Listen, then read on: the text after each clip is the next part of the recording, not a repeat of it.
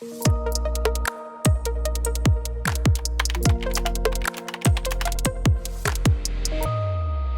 there, welcome back. Today we've got Mark, our data governance expert, joining us to break down some tricky topics. Mark, let's dive right in. What's the deal with personal and sensitive data? Thanks, Christine, for the question. So personal data is data about you that can be used to identify you, but it's often data that is in the public domain. So this can be data such as your name, your email address, even your identity number, your social security number. It identifies you, it's about you. But then when we begin to talk about sensitive data, we are talking about things that you believe in. We are talking about biometric data. It can be used for a specific purpose in a specific context, but it shouldn't be everywhere. So it is sensitive. And let's note also, like, data can be both personal and sensitive at the same time. So I just use biometric data as an example, and I think that's a good example of data that's both personal and sensitive. Great, thank you. So why does this matter? This matters because the information that we generate about ourselves, either intentionally or unintentionally, can be used to make very significant decisions about our lives. And this can be done either by private or public entities.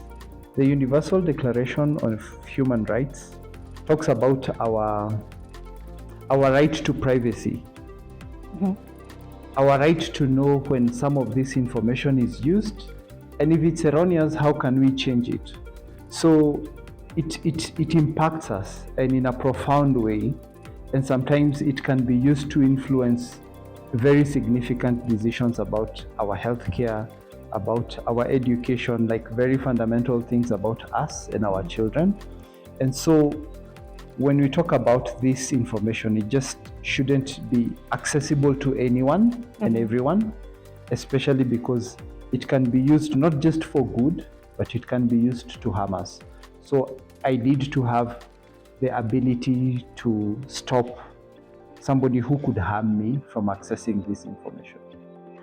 So you've talked about personal data and sensitive data and how critical this is. So in the event that you want to share this information, how can you share it in a safe way? Thanks, Christine. There are techniques that are used to make the data accessible so that it can be used. So one of the techniques that is there is called anonymization. Anonymization simply is completely changing the parameters. So if it is an age, for example, you can use another marker for that in a data set, so that then you can share this information with somebody who wants to analyze it. Or a location, for example, you can put a completely different location. There's also another technique called pseudonymization. And what this does is you can introduce parameters into the data. So if it's an ID, you can introduce another character in there to kind of make it a little bit more random. But with this technique, you could always find a way to get back the original data set if you can do it. I think there's also studies that have shown like data can actually be de-anonymized. So when we talk about these techniques, we have to know that they are not foolproof completely. However, technically, we still need to move. We still need to share data. Why? Because we know there could be positive outcomes that come from actually giving these data sets to researchers, giving these data sets to the private sector which wants to develop products and services for the public. So we use these techniques to help us to share information and also to protect the identities of the people whom we want to build services and products. You've introduced those two techniques, and I believe there are others. So why can't we anonymize everything?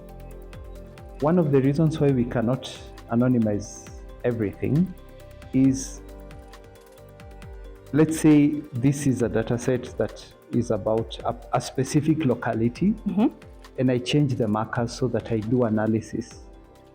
So if a decision is to be made about that particular place, and I know this is a crude example, somebody will want to know where that is, right? So if I just produce a data set that is anonymous, sometimes you might not be able to make inferences about that. So sometimes some of the techniques are maybe data can be aggregated. By aggregation, I mean if you're speaking about, let me use a county. In Kenya, we have counties. In other countries, they have districts.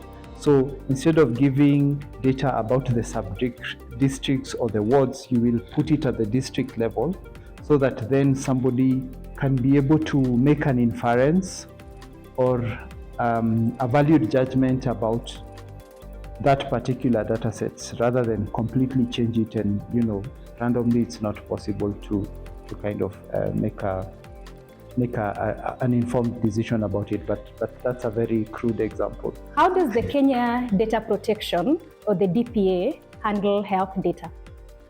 So to answer that question, we have to go back to the principles of data protection. The right to be able to access the information when you need it, informed consent, and things also that are basically still anchored in research. Like when you're collecting data about people, they have to consent. If it's children and minors, you cannot collect data directly about them. I need to be able to change and make the records that you have about me accurate. I need to be able to, there needs to be a lawful basis to process the information. So why are you collecting this information, and there's a specific purpose for it. So I cannot collect data for one purpose and then do it for something else. So I go back to that, and I go back to health data. It's collected for a very specific purpose, to be able to provide health services. It is sensitive information as well, because you don't want to encounter your own medical records publicly about either an illness that you have or you have had.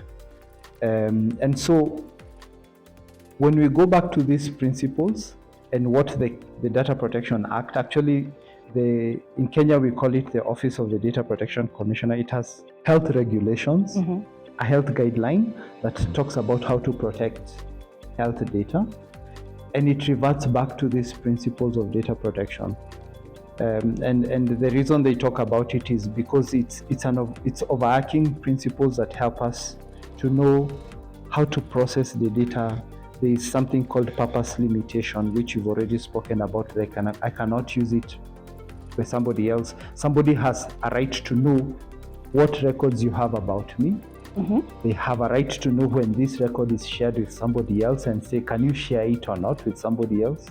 And they also have a right to say, this is incorrect, please fix this, please correct this. So I would answer that in a nutshell, that we go back to the principles of data protection, and we find that how health data should be handled is kind of enshrined in those principles.